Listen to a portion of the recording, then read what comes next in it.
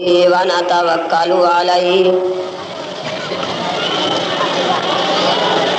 ونعوذ بالله من شرور أنفسنا ومن سيئات أعمالنا من يهده الله فلا مضل له ومن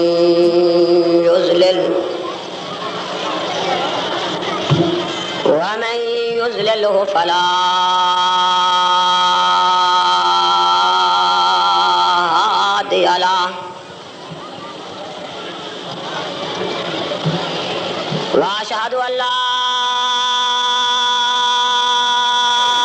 إله إلا الله وحده لا شريك له وأشهد أن محمدًا عبده ورسوله أعوذ بالله من الشيطان الرجيم بسم الله الرحمن الرحيم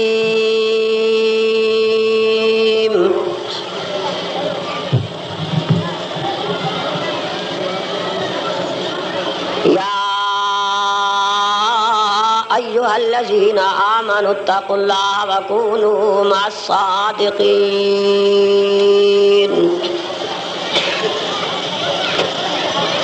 وقال الله تعالى في مقام آخر ولا تقولوا لمن يقتل في سبيل الله أموات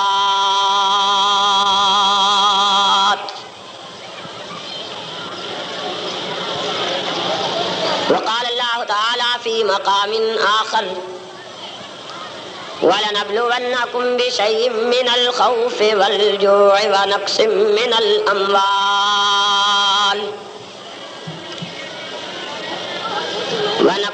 الْأَمْوَالِ وَالْأَنفُسِ وَالثَّمَرَاتِ وَبَشِّرِ الصَّابِرِينَ الَّذِينَ إِذَا أَصَابَتْهُم مُّصِيبَةٌ قالوا إنا لله وإنا إليه راجعون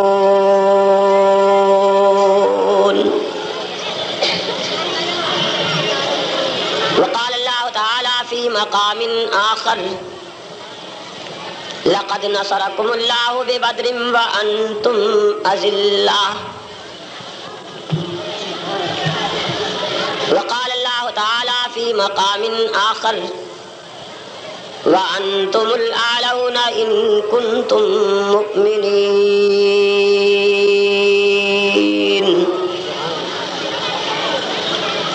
وقال رسول الله صلى الله عليه وسلم من رأى منكم منكرا فليغيره بيده فإن لم يستطع فبلسانه فإن لم يستطع فبقلبه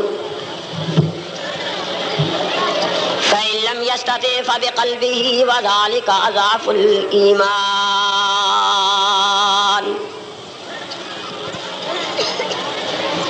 وقال رسول الله صلى الله عليه وسلم أفضل الجهاد كلمة حق عند سلطان جائر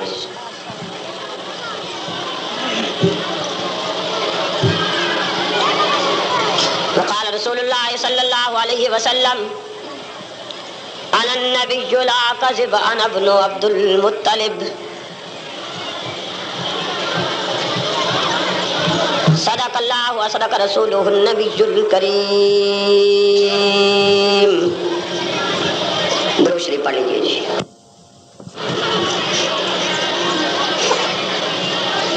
صدر جلسہ مکرم محترم سامعین مکرمہ معظمہ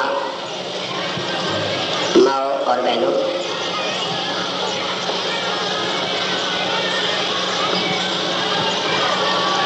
شہداء اسلام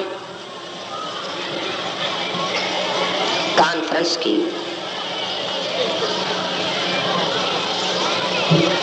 یہ آخری نشست ہے.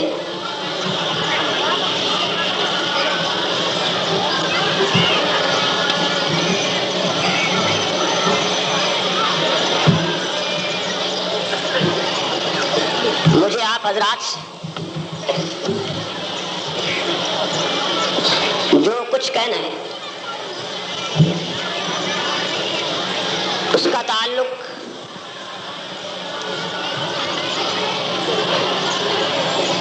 اسلام کی ان تمام شہداء کے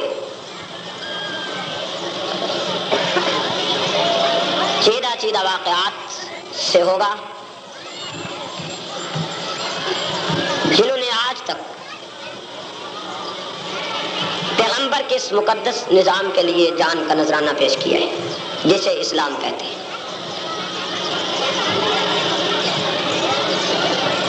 شہداء اسلام کو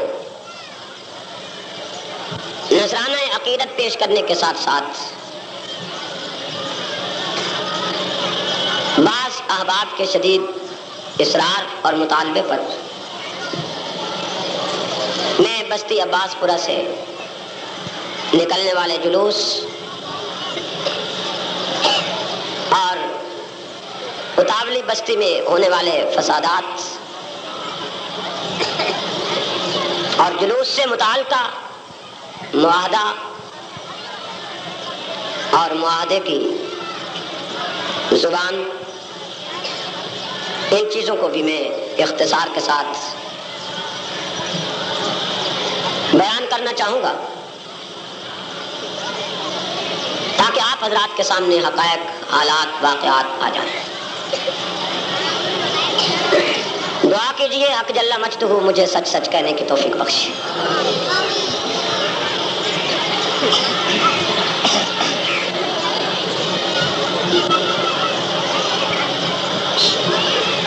چودہ صدی پیشتر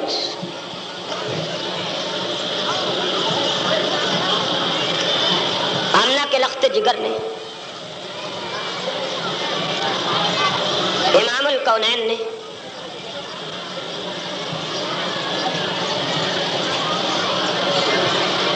شرک، کفر، بے حیائی، بد کرداری سے کبھی نفرت کرتے ہوئے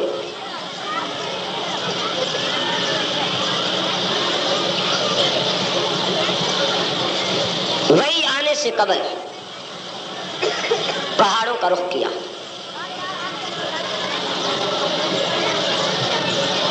تبھی نفرت تھی، کفر کے پورے نظام سے تبھی نفرت تھی، لیکن قبل از وحی اس کے خلاف کوئی قدم بھی پیغمبر نے نہیں اٹھایا. چند دنوں کا زاد راہ لے کے گزر اوقات کا انتظام فرما کے آقا دو عالم غار میں تشریف لے جایا کرتے تھے.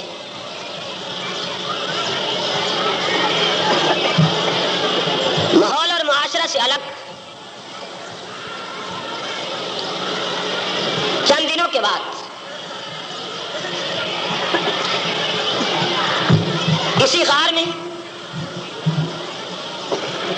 آدم سے عیسیٰ علیہ السلام تک وحی لانے والا فرشتہ حاضری دیتا ہے اور آ کے بڑے ادب کے ساتھ معصوم نطق سے بڑے احترام کے ساتھ معصوم زبان سے عرض کرتا ہے، اقرا پڑھیے. امام الکونین معصوم و مقدس، مطہر و منزہ، رحمت عالمین بڑے واضح لفظوں میں جواب میں ارشاد فرماتے ہیں، مانا بقاری، میں پڑھا ہوا نہیں ہوں، آپ کیا پڑھانا چاہتے ہیں؟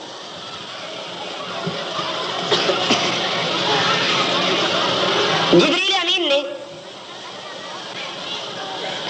الرسل کو چھاتی سے لگایا، بڑے احترام کے ساتھ دبا کے چھوڑ دیا، اور پھر ارشاد فرمایا، پھر عرض کی اقرا پڑھی۔ جواب نبوت کی زبان سے پھر وہی آیا، ما انا بقاری، میں پڑھا ہوا نہیں ہوں، کیا پڑھوں؟ سبارہ جبریل نے سینے سے لگا لیا،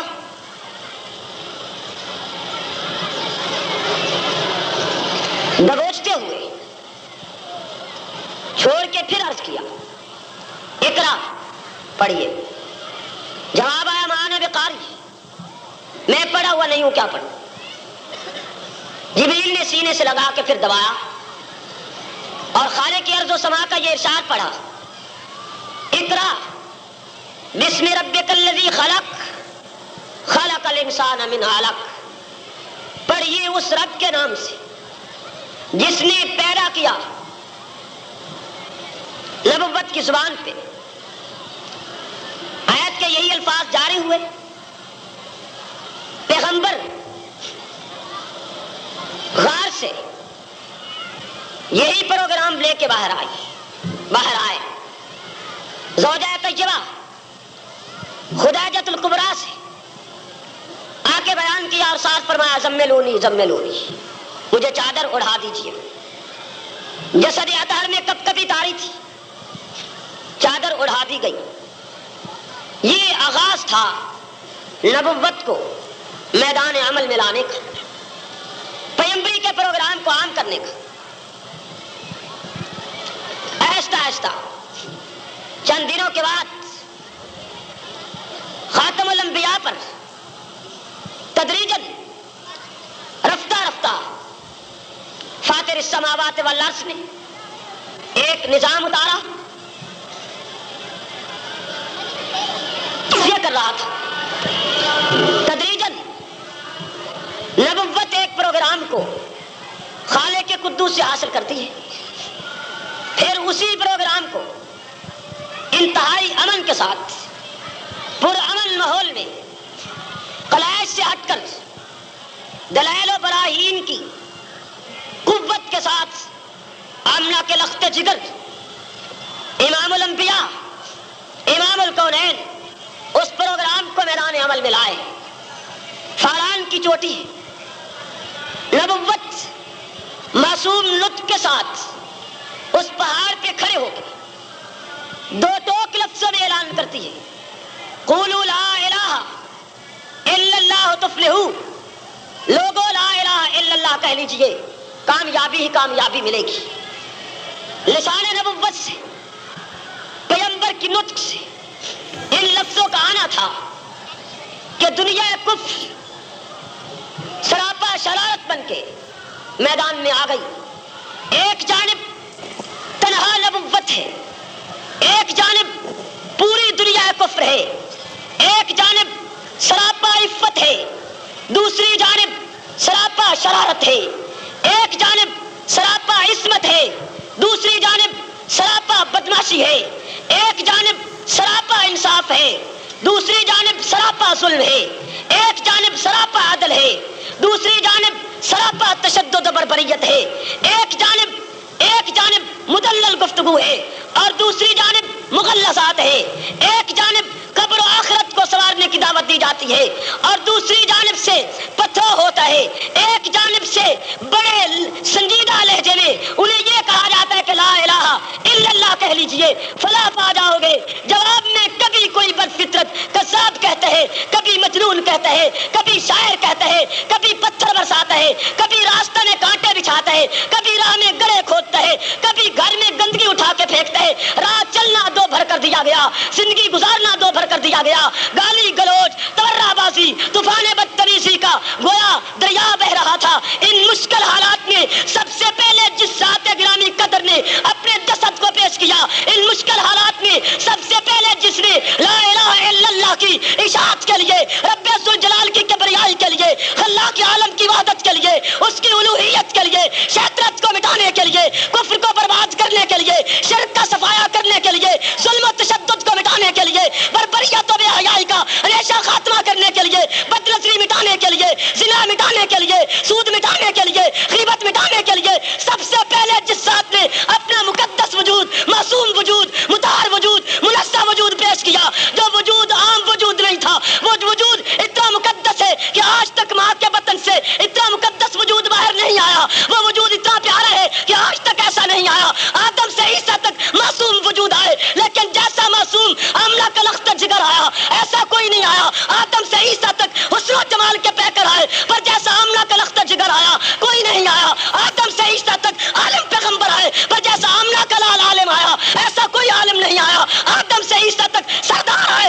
سے آمنہ کا لخت جگر سردار بن کے آیا، کوئی نہیں آیا، میں خود نہیں کہتا، نبوت کہتی ہے، میں نہیں کہتا، پیغمبری کہتی ہے، میں نہیں کہتا، آمنہ کا لخت جگر کہتے، میں نہیں کہتا، آخری پیغمبر کہتے، انا سید ولد آدم ولا فخرا، میں پوری بنی آدم کا سردار ہوں، فخرن نہیں کہتا۔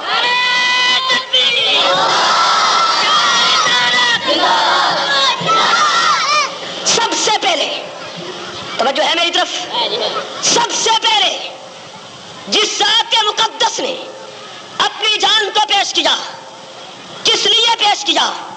لات کی الوہیت مٹے گی چاہے محمد کی جان لگ جائے، اس ذات کا الف پامال ہوگا چاہے محمد کی جان لگ جائے، شرک کفر کا بیڑا غرق ہوگا چاہے محمد کی جان لگ جائے۔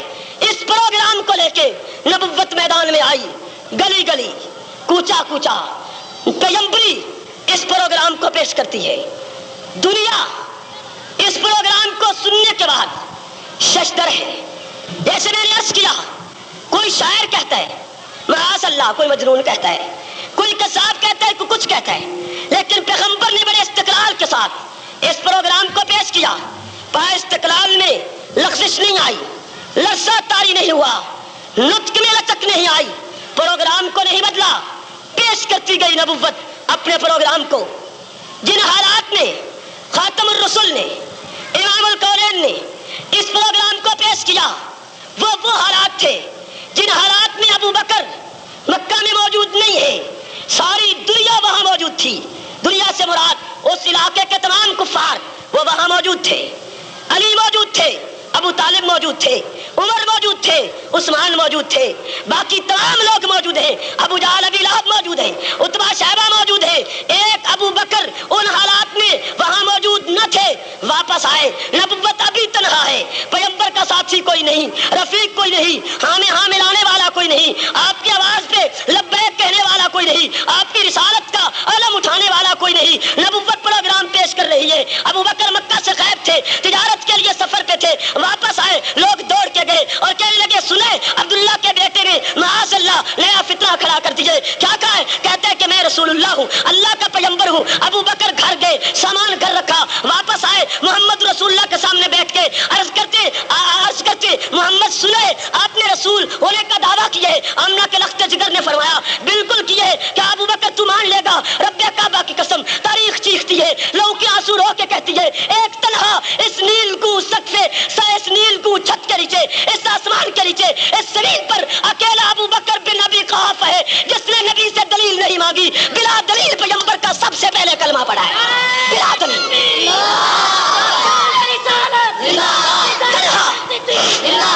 تنہا ابو بکر ہے جس نے صرف اتنا پوچھا کہ آپ نے نبوت کا دعویٰ کیا، نبوت کہتی ہے کیا، کوئی دلیل نہیں مانگی، صرف یہ کہا کہ میں بھی کلمہ پڑھتا ہوں، اشہد ان لا الہ الا اللہ واشہد ان محمد عبدہ ورسولہ۔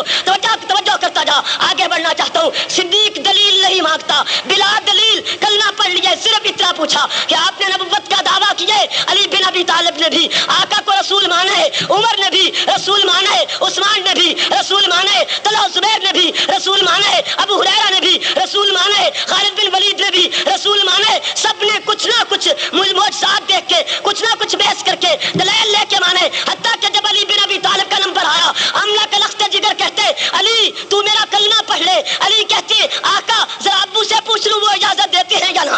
ہائے ہائے صدیق تیری کتنی بلندی ہے، نہ صدیق باپ سے پوچھتا ہے نہ برادری سے پوچھتا ہے۔ اس لیے کہنا چاہتا ہوں کہ کائنات میں ایک واحد انسان ابو بکر ہے جس نے بغیر دلیل کے، بغیر کسی سے پوچھے خاتم الانبیاء کا کلمہ پڑھا۔ یہی تو وجہ ہے کہ پیغمبر کی پوری جماعت میں اگر کسی کو صدیق اکبر کا لقب نبی کی زبان سے ملے تو وہ صرف ابو بکر ہے۔ اگر صدیق اکبر کسی کو کہا گیا وہ نبی کا یار خار ہے، صدیق اکبر کسی کو کہا گیا وہ عائشہ کا ابو ہے، صدیق اکبر کسی کو کہا گیا وہ خلیفہ بلا فصل ہے، صدیق اکبر کسی کو کہا گیا تو وہ ابو بکر بن ابی قحافہ ہے۔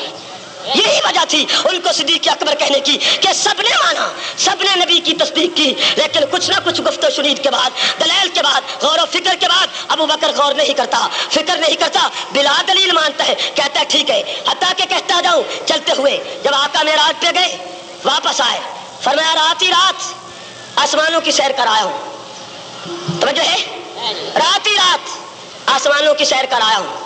رات ہی رات جنت کو دیکھ لی ہے، رات ہی رات دوزخ کی سیر کی ہے کہ اس میں کیا ہو رہا ہے، اور تمہیں بتلاتا ہوں کیا ہو رہا ہے۔ نبوت یہ بیان کر رہی تھی اور اس آیت کو بھی ساتھ پڑھا جا رہا تھا، سبحان الذی اسریٰ بعبدہ لیلا، پاک ہے وہ ذات جس نے رات کے تھوڑے حصے میں اپنے عبد کو سیر کرائی۔ تھوڑا حصہ کس کا معنی ہے؟ لیلا، اس پہ جو دو صبریں آئی ہیں عربی قانون میں اس کو تنوین تقلیل کہتے ہیں، جس کا معنی یہ ہوتا ہے کہ رات کے تھوڑے حصے میں سیر کرائی گئی۔ نبوت اس کو بیان کر رہی تھی۔ ابو جہل دوڑا ابو بکر سے کہتا ہے تیرا یار، تیرا ساتھی، تیرا دوست، تیرا رسول یہ کہتا ہے کہ میں رات ہی رات بیت المقدس سے ہو آیا ہوں، رات ہی رات میں نے آسمانوں کی سیر کر لی ہے، رات ہی رات میں جنت کو دیکھ کے آیا ہوں اور تھوڑے سے حصے میں واپس بھی آ گیا ہوں۔ بھلا یہ بات ماننے کی ہے؟ صدیق جواب میں کہتے ابھی نبی کے پاس نہیں آئے۔ ابو بکر جواب میں ابو جہل کو وہی کھڑے ہوئے جواب دیتے، یہ نہیں فرماتے کہ چلو میں چل کے پوچھ لیتا ہوں۔ وہ کیا کہتے ہیں، کیسے فرماتے ہیں، صورتحال کیا ہے، دلائل کیا ہے، واقعات کیا، نہ وہی کھڑے کھڑے جواب دیا۔ سچا ایمان اسی کا نام ہوتا ہے۔ وہی کھڑے ہوئے ارشاد فرمایا اگر میرا رسول کہتا ہے، اگر میرا پیغمبر کہتا ہے کہ میں رات ہی رات آسمانوں کی سیر کر کے آیا ہوں تو میں مانتا ہوں کہ صدق تھا، سچ کہتا ہے، جو کہتا ہے سچ کہتا ہے۔ کیوں؟ مجھے اس نے کہا معبود ایک ہے، میں نے مان لیا۔ اس نے کہا اللہ ایک ہے، میں نے مان لیا۔ میں نے اللہ کو نہیں دیکھا، اس کی زبان پہ یقین کر کے ایک مان لیا ہے۔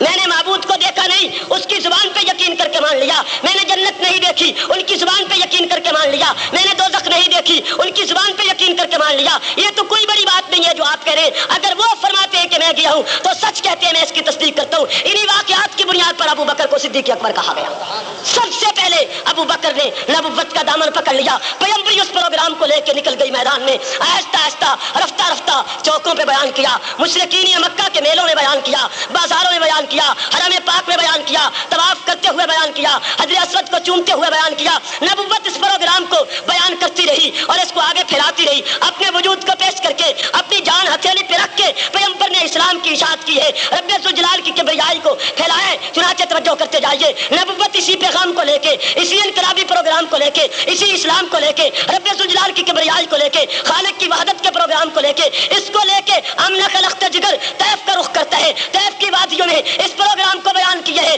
امی، سارے مومنوں کی امی، کائنات کے مسلمانوں کی امی، عمر کی امی، عثمان کی امی، علی کی امی، طلحہ کی امی، زبیر کی امی، حسن کی امی، حسین کی امی، فاطمہ کی امی، خالد کی امی، ابو ہریرہ کی امی، پیغمبر کے تمام صحابیوں کی امی، تمام تابعین کی امی، پوری امت کی امی، غوث جیلانی کی امی، شیخ عبد القادر بغدادی کی امی، اور آج تمام مسلمانوں کی امی، جسے عائشہ کہتے ہیں، جسے صدیقہ کہتے ہیں، جسے صادقہ کہتے ہیں، جسے مجتہدہ کہتے ہیں، جسے صدیق کی بیٹی کہتے ہیں، جسے پیغمبر کا حرم کہتے ہیں، جسے پیغمبر کا لباس کہتے ہیں، جسے پیغمبر کی عزت کہتے ہیں، جسے پیغمبر کی قدر و منزلت کہتے ہیں، جسے پیغمبر کا لباس کہتے ہیں، جسے پیغمبر کی دستار کہتے ہیں، جسے پیغمبر کی ردا کہتے ہیں، جس کی اس عصمت کے لیے سورہ نور پوری اتر آئی، جس کو جبریل خالق کا سلام لا کے پیش کرتا رہا، جس کی تصویر جبریل نے پیغمبر کو لا کے دکھائی، قبل از نکاح، اور وہ عائشہ جو مسواک چباتی جائے، وہ امی مسواک چبائے، نبوت وہی اپنے دانے اقدس میں لائے، اور وہ امی جس کے بستر پہ وہی اترتی رہی، وہ امی کہ جس کے لیے قرآن عفت بیان کرنے کے لیے اتر آیا، وہ بیان کرتی ہے میں نے آقا سے پوچھا، سردار سے پوچھا، مولا سے پوچھا، مرشد سے پوچھا، رسول سے پوچھا، امام الانبیاء سے پوچھا، امام الکونین سے پوچھا، آپ پر سب سے زیادہ سخت ترین دن کون سا دن آیا ہے؟ تو مجھے آمنہ کے لال نے بیان کیا، عائشہ سب سے زیادہ سخت ترین اور تلخ ترین دن وہ دن تھا جب میں طیف کی وادیوں میں گیا۔ آقا سختی بیان کیجئے، تلخی بیان کیجئے۔ نبوت اس تلخ واقعات کو بیان کرتے ہوئے ارشاد فرماتی ہے جب میں طیف میں رب ذوالجلال کی کبریائی لے کے گیا، رب کائنات کی وحدت کا عالم لے کے گیا، میں نے مسئلہ بیان کیا، مشرکین مکہ کو رب کائنات کی کبریائی بیان کی، یہ بتلایا اس کے سوا معبود کوئی نہیں، یہ بتلایا اس کے سوا مشکل کشا کوئی نہیں، یہ بتلایا اس کے سوا حاجت روا کوئی نہیں، یہ بتلایا اس کے سوا نفع نقصان کا مالک کوئی نہیں۔ آنکھ نہ اولاد میرے اوپر پھر پتھر برساتی ہے، میں پھر تھک کے بیٹھ جاتا ہوں، پھر میری بخلوں میں ہاتھ ڈالتے، ہاتھ ڈال کے مجھے کھڑا کرتے، تنہا نبوت طیف میں مار کھا رہی ہے، قربانی کا انداز لگائیے، اور حسین کے ساتھ تو 72 تن تھے، آمنہ کے لخت جگر کے ساتھ تو ایک تن بھی نہیں تھا، تجھے وہ قربانی بھول گئی؟ رب کعبہ کی قسم، ایک حسین نہیں لاکھ حسین جنم لے، ایک ابو بکر نہیں لاکھ ابو بکر جنم لے، ایک عمر نہیں لاکھ عمر جنم لے، لیکن میرے محمد کے لہو کے ایک قطرے کا بھی مقابلہ نہیں کر سکتے۔ میرے پیغمبر کے وجود سے نکلنے والا لہو کا ہر قطرہ پوری کائنات سے اعلیٰ ہے، میرے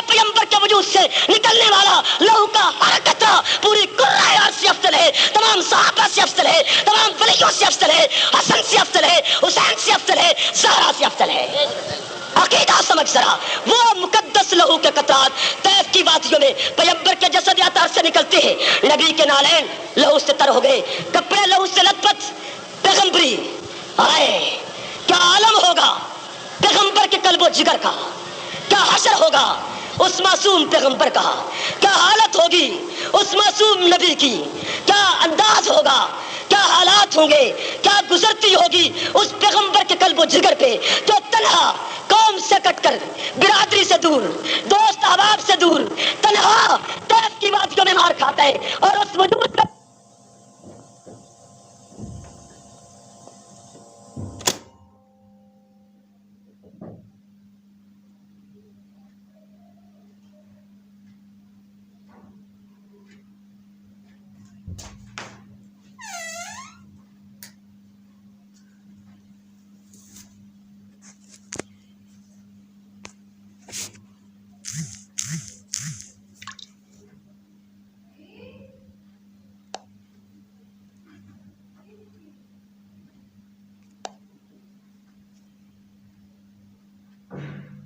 کی وادیوں میں مار کھاتا ہے اور اس وجود پہ پتھر برداشت کرتے ہیں کہ جس جیسا وجود آج تک کائنات میں نہیں آیا۔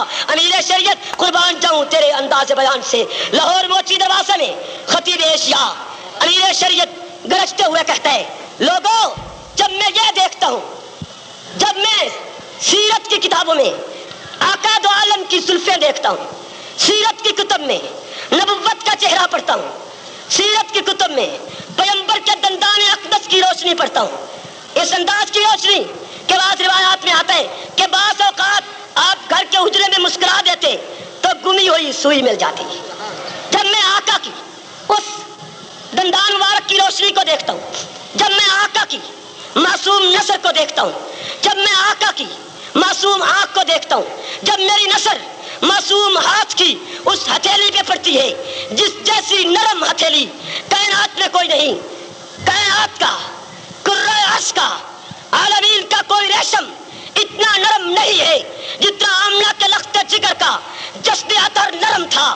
جب میں اس نرمی کو دیکھتا ہوں اور جب میں پیغمبر کے اس معصوم وجود کا مطالعہ کرتا ہوں کہ جب آپ دوپہر کو قیلولہ کرتے ہیں تو جسم سے نکلنے والا پسینہ صحابہ شیشیوں میں بند کرتے ہیں کہ عید کے دن بطور عطر کے اسے استعمال کیا جائے گا، اور جب میں آپ کے وجود کی تقدیس کا یہاں تک مطالعہ کرتا ہوں کہ وہ اتنا منزہ ہے، اتنا مطہر ہے، اتنا مقدس ہے، اتنا پاک ہے کہ جس گلی سے گزر جائے وہ گلی معطر نظر آتی ہے، تو میرا دل چاہتا ہے عطا اللہ اس کے ماں سوا معبود کوئی اور ہوگا، یہی تو ہے اسی کو جھکنا، اسی کو سجدہ کر، اسی کی عبادت کر۔ بخاری بھیگتی ہوئی رات میں زلفیں بکھیر کے یہ اعلان کر رہا تھا، دنیا پہ سناٹا چھا گیا، دیوبند کا بیٹا اور کیا بیان کر رہا ہے کہ محمد رسول اللہ کو معبود بنا لیا جائے، بس سکتہ طاری ہوا۔ بخاری خلاف بخاری خطابت کے شہنشاہ تھا، چند منٹوں میں بات سمجھائی اور اس طرح سمجھائی کہ کایا پلٹ گئی۔ کہتے لوگوں جہاں تک آمنہ کے لخت جگر کے حسن و جمال کا تعلق ہے وہ کرۂ عرش پہ یکتائی رکھتا ہے، لیکن جب بخاری یہ دیکھتے ہیں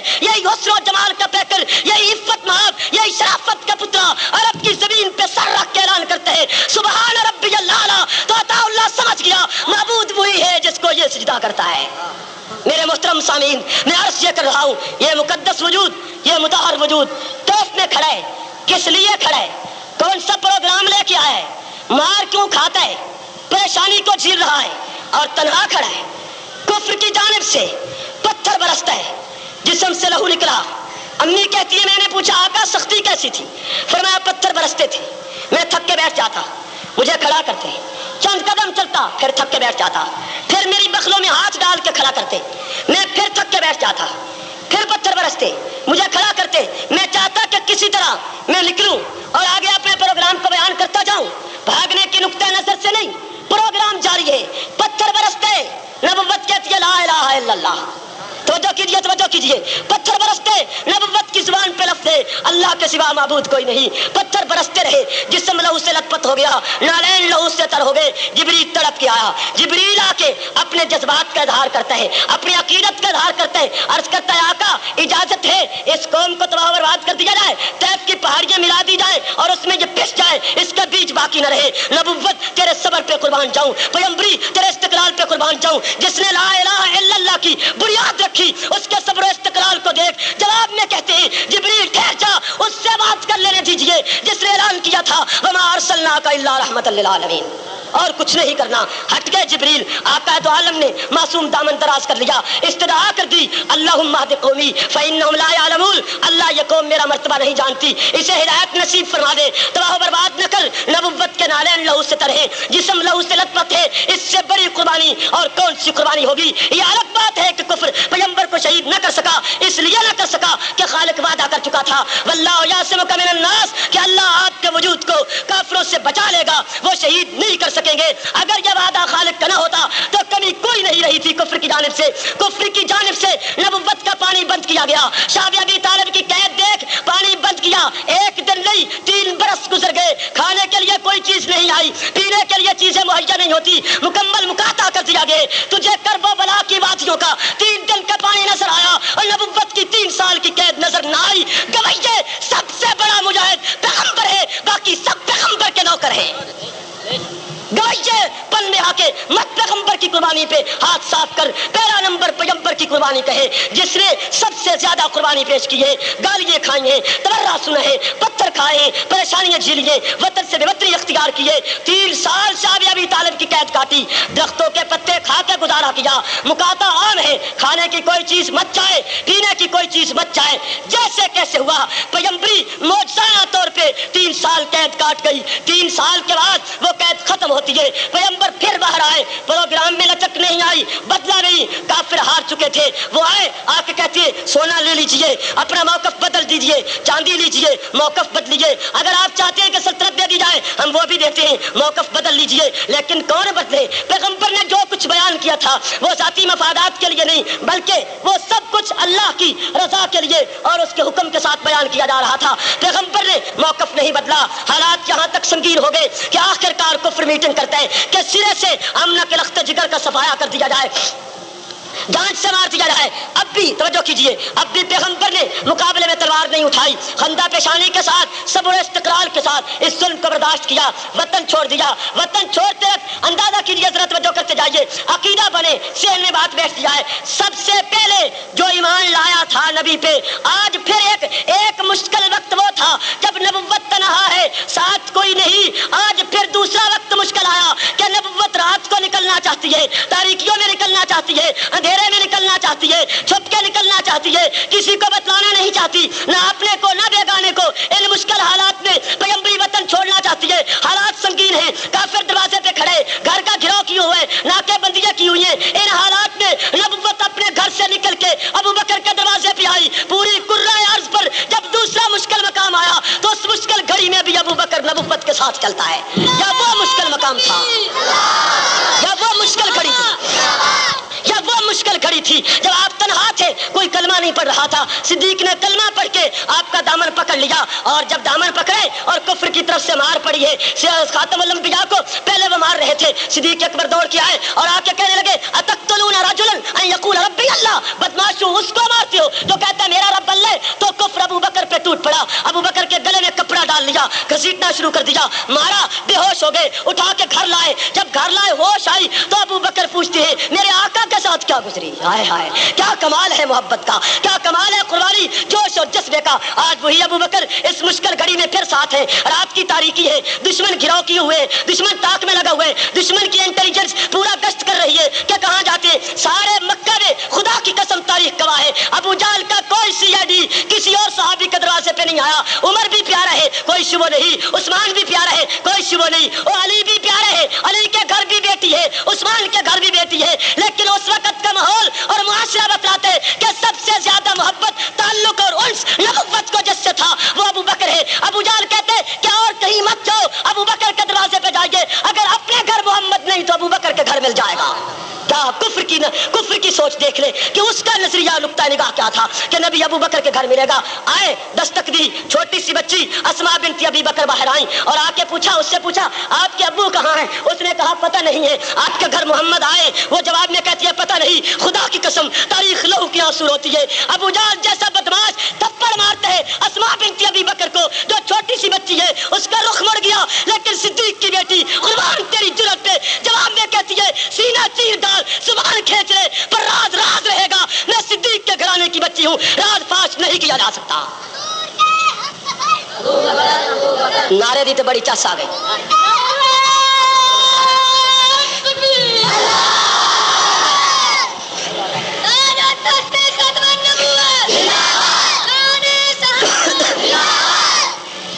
اسماء بنت ابی بکر اس ظلم و تشدد کے بعد بھی نہیں مانتی، نبوت ابو بکر کو ساتھ لے کے نکل گئی، خار میں راتیں کاٹی، مدینہ طیبہ آ گئے۔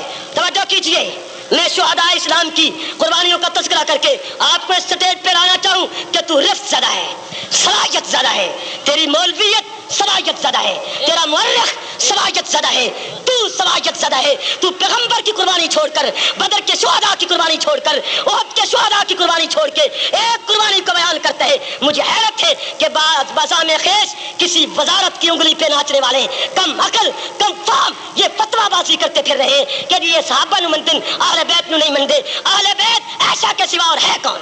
اہل بیت خدیجہ کے سوا اور ہے کون؟ اہل بیت حفصہ کے سوا اور ہے کون؟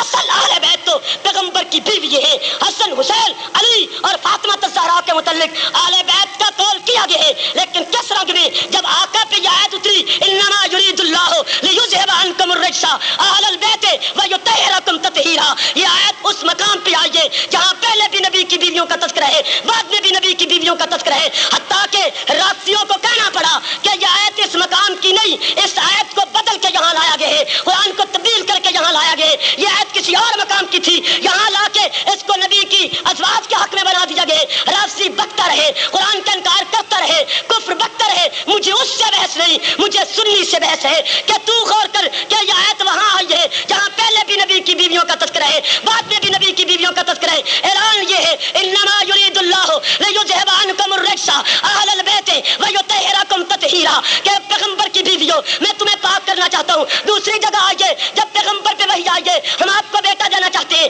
حضرت ابراہیم کی بیوی ہے، بیٹے کی اطلاع آئی، عطا جبینا، آگے کیا ہے؟ قالو عطا جبینا، جی قالو عطا جبینا من امر اللہ، آگے ورحمۃ اللہ وبرکاتہ، اونچی اونچی آواز سے علیکم اہل البیت انہ حمید مجید۔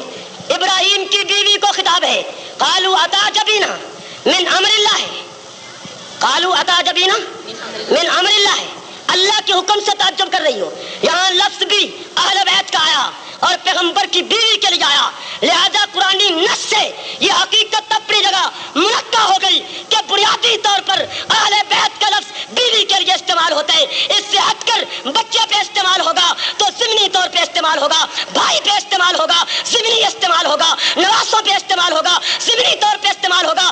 اصل تو لفظ اہل کا بیوی پہ آتا ہے، جب بھی تو ہر آدمی اپنی بیوی کو اہلیہ کہتا نظر آتا ہے، نہیں کہتا؟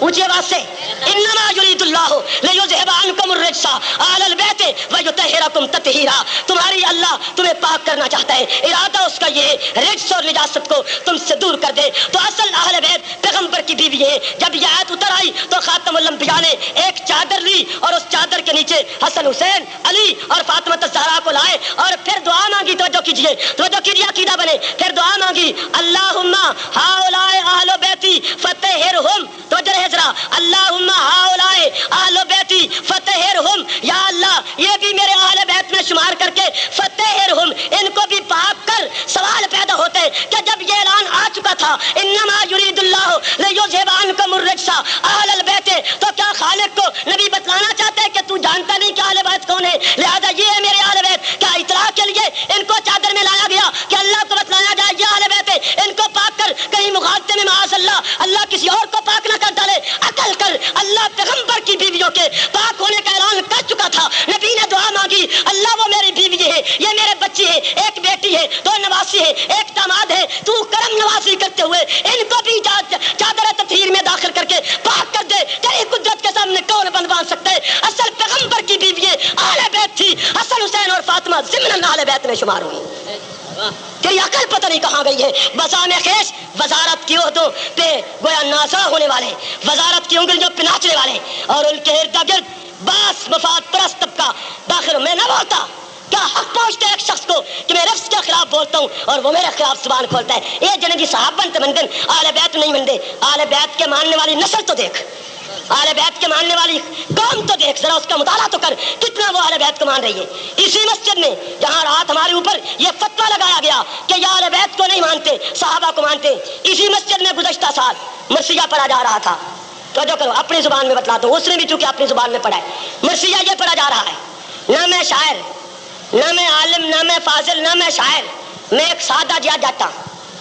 پرانی عیدگاہ میں شاید آپ لوگ آتے رہے, پچھلے سال گواہ پیش کر سکتا ہوں. نہ میں عالم, نہ میں فاضل, نہ میں شاعر, میں ایک سادہ جیا جاتا, پر اتنا فخر ضرور ہے کہ میں اہل بیت دا ناتا.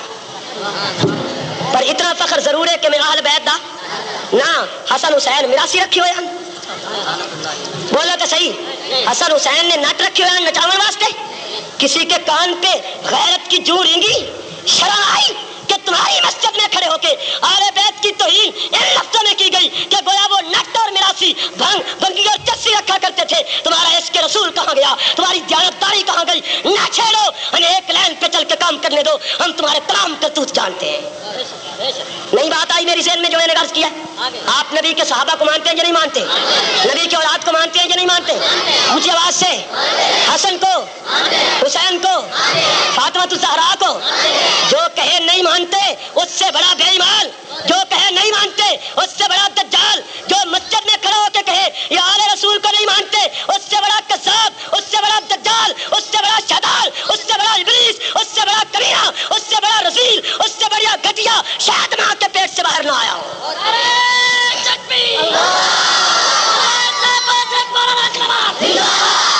میرے واجب الاحترام سامعین, میں بہت دور نکل جاؤں گا. اگر اسی عنوان پہ چل نکلا میں آگے بڑھنا چاہتا ہوں. تھک تو نہیں گئے؟ اونچی آواز سے جتنے تائیں گڑ جھپڑیاں اپنے اپنے گھر واپس نہیں جان دیا, میں بھی تمہاری جان نہیں چھوڑنی. ٹھیک ہے, جو چاہتے ہیں ٹھیک ہے, ہاتھ کھڑا کریں. جزاک اللہ.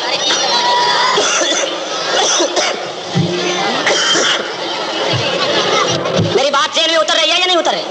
جی توجہ کیجیے, توجہ کیجیے, آگے سفر کریں, بڑھے, بہت دور تک جانا ہے.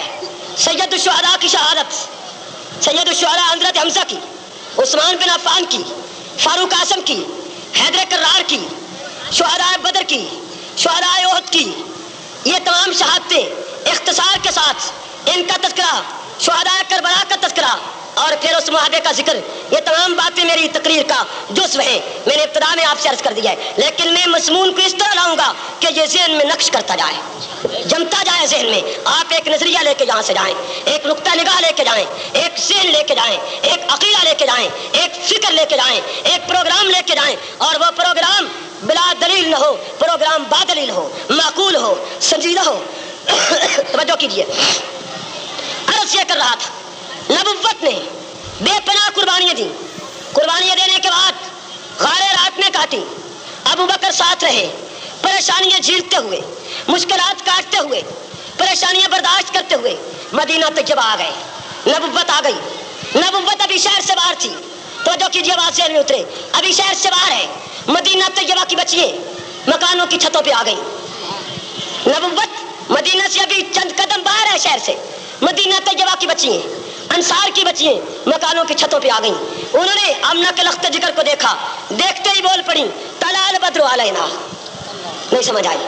طلع البدر علینا, اوے ساڈے تے چند چڑھ آیا, ساڈے تے, اونچی اونچی آواز نال, ساڈے تے چند چڑھ آیا. طلع البدر علینا, طلع البدر علینا, طلع البدر علینا. یہ الفاظ مدینہ کی بچیوں کی زبان پہ آ گئے.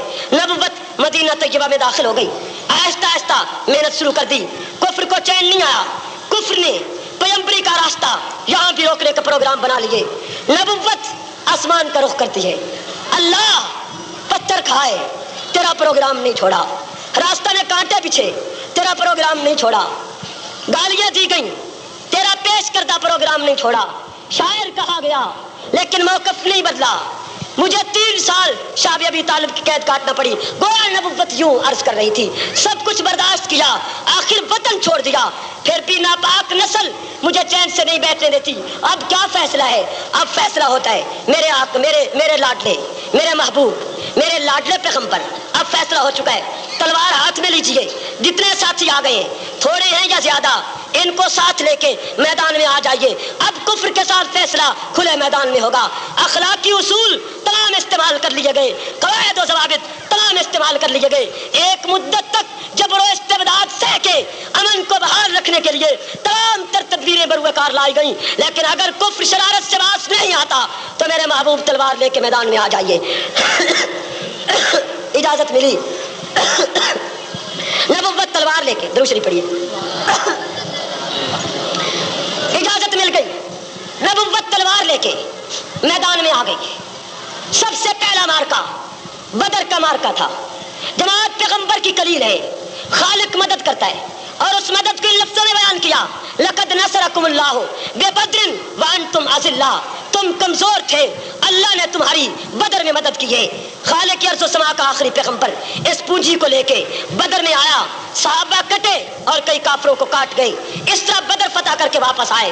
احد کا میدان آیا، اس میں پھر صحابہ کٹے اور کئی کافروں کو کاٹا گیا۔ توجہ کیجئے، ایک صحابی وہ بھی کٹتا ہے جسے امی پیغمبر کہتے ہیں، ایک وہ بھی کٹتا ہے جسے پیغمبر کا چچا کہتے ہیں، ایک وہ بھی کٹتا ہے جس کو پیغمبر کے چچا ہونے کا مقدس شرف حاصل ہے۔ کٹا کس انداز میں ہے؟ کفر کے ساتھ لڑتا ہوا، پیغمبر کی قیادت میں لڑتا ہوا، سپہ سالار پیغمبر ہے، حمزہ سپاہی ہے، مقابلے میں کافر ہے، لڑتے ہوئے کھلے میدان میں نیزوں کی انیوں کے سامنے تیروں کے سائے میں کٹتے۔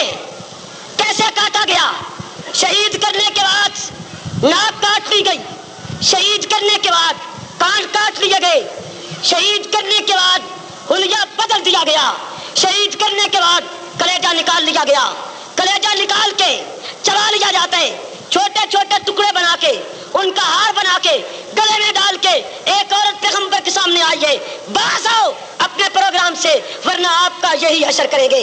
سید الشہداء کی لاش پہ نبوت آئی، اعلان کیا، چچا اگر غالب آ گیا تیرے بدلے 70 کافر قتل کروں گا۔ سید الشہداء کی ہمشیرہ لاش پہ آنا چاہتی ہے، آقا دو عالم نے پھوپھی کو منع کیا، وہ جواب میں فرمانے لگی آقا جانے دیجئے، خطرہ کوئی نہیں، میں بھائی کو نذرانہ عقیدت پیش کر کے واپس آؤں گی۔ پھوپھی لاش کی طرف چل بڑی ہے، بھائی کی لاش دیکھتی ہے، پھوپھی کی زبان پہ، بہن کی زبان پہ حیا نہیں آئی، وغیرہ نہیں آیا، حال نہیں آئی، ہاتھ اٹھ کے چھاتی پہ نہیں آیا، ہاتھ اٹھ کے خاک اٹھا کے سر میں نہیں لائی گئی، بڑے صبر و استقرار کے ساتھ اس عظیم شہید کی شہادت کا معائنہ کیا گیا، اور وہ مظلوم شہید جسے پیغمبر نے سید الشہداء کا لقب دیا، کفن تک پورا مہیا نہیں، اگر چادر سر کی جانب کھینچو تو پاؤں ننگے ہوتے ہیں، پاؤں کی جانب کھینچو سر ننگا ہوتا ہے، آخر پاؤں پہ گھاس ڈالی گئی اور اس طرح سید الشہداء کو کفن دیا گیا۔ کیا میں آج یہ حماقت کروں کہ میں سید الشہداء حضرت حمزہ کو نذرانہ عقیدت پیش نہ کروں اور ان کی قربانی کو میں ضائع کر دوں؟ سب سے پہلے نبی کی قربانی کا تذکرہ کر، نبی کی قربانی کے بعد نمبر 2 پہ تذکرہ سید الشہداء کا ہے، نمبر 2 پہ تذکرہ پیغمبر کے چچا کی شہادت کہے کہ جس کو نبوت تمام شہیدوں کا سردار کہہ گئی، تمام شہیدوں کا سید کہہ گئی۔ اس کے بعد ان کا تذکرہ کر، پھر توجہ کرتا جا، ان صحابیوں کا تذکرہ لا جنہیں کافر پکڑ کے بازوؤں سے پکڑ کے کمر میں ہاتھ ڈال کے گھسیٹ کے کڑاہوں میں ڈالا کرتے تھے، گرم تیل میں جل گئے، خدا کی قسم نبوت کا دامن نہیں چھوڑا۔ پھر ان کی قربانی رہا، ان کی شہادتوں کو بیان کر، پھر وہ شہادت دیکھ، ان کا تذکرہ کر جن کے وجود پہ کنگھیاں رکھ کے چمڑی ادھیڑ لی جاتی تھی، پھر ان کا تذکرہ کر کہ جن کی موجودگی میں ان کے دودھ پیتے بچے نیزوں کی انیوں کے سامنے رکھ کے کافر سوا کر رہا تھا، کاٹ رہا تھا، بچے چر رہے تھے، نبی کی صحابہ کی زبان پہ ہائے نہیں آئی، واہ تک کے لفظ نہیں آئے، پاؤں میں لسا تاری نہیں ہوا، لغزش نہیں آئی، اور جن کے دودھ پیتے بچے کٹ گئے تو ان کو بھول چکا، جن کی چمڑی ادھر گئی تو ان کو بھول چکا، جو کڑاہوں میں جل گئے تو ان کو بھول چکا، اور جن کا مسرح کر دیا گیا، جن کو کفن پورا نہیں ملا تو ان کو بھول گیا، اور جو دریاؤں میں کود گئے تیرے پیغمبر کے اشارہ ابرو پہ تو ان کی قربانی بھول گیا، اور تجھے سنیرہ کی قربانی یاد نہ رہی جب ابو جہل اور اس کی پارٹی نے اس مقدس خاتون کو، منسا خاتون کو، مطہر خاتون کو اونٹوں سے باندھ کے چیر دیا تھا، لیکن اس کی زبان پہ حال نہیں آئی، چل گئی، لیکن صداقت کا، دیانت کا، عدالت کا، عفت کا، تقدس کا، عدالت کا علم گاڑ دیا کہ نبی کی ردائے مقدس کو پکڑنے والی کوئی مطہر خاتون بھی بزدل نہیں ہوتی، قربانی دینے کے بعد نوا نہیں کرتی، حال نہیں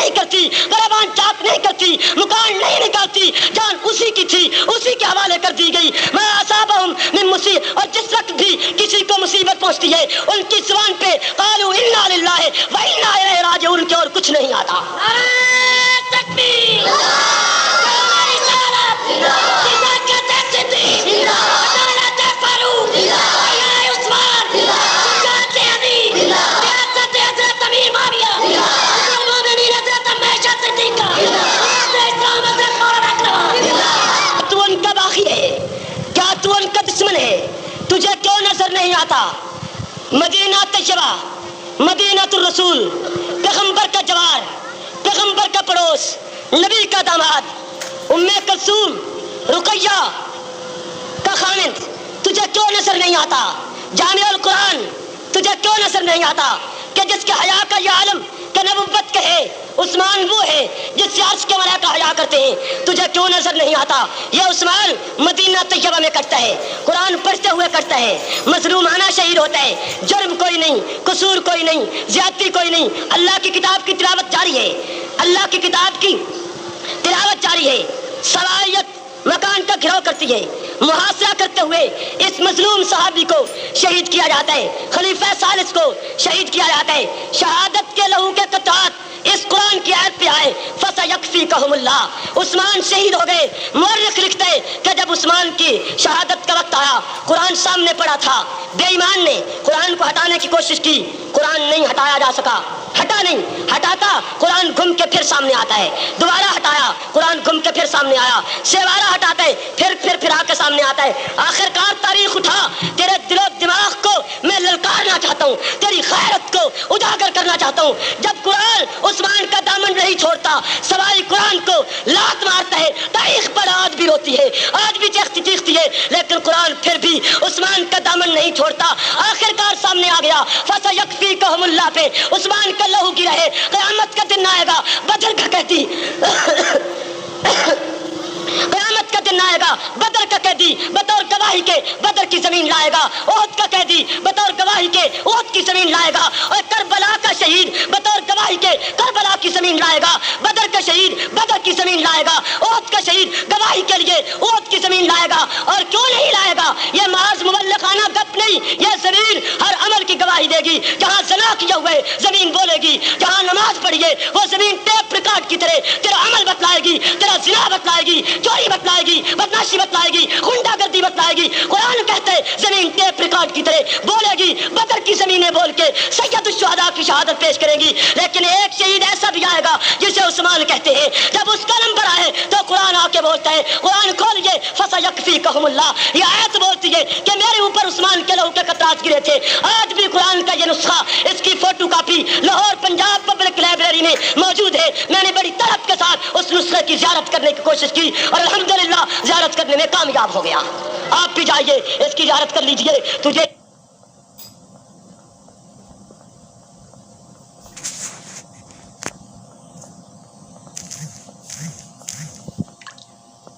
وَنَتَوَكَّلُ عَلَيْهِ وَنَعُوذُ بِاللَّهِ